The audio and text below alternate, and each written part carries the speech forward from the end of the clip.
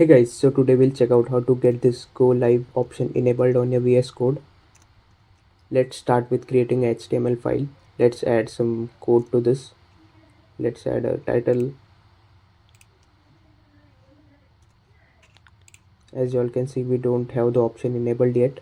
So to get this enabled, we need to come to extensions section and we need to search for live server.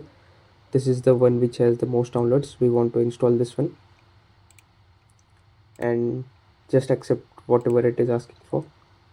Till the time it's getting installed, please subscribe the channel and like the video.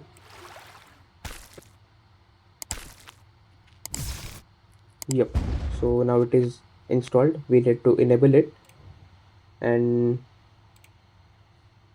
by default it is enabled. Let's come to our HTML file and let's see if we are able to get the option. Yep, we can see the option is available now. Let's hit it and we need to allow the firewall. Okay, cool. Now we can see the web page has already opened and it's the same file which we just created.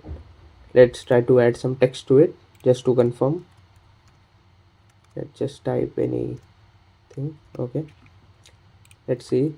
Yes, and it is automatically refreshed on the page as well.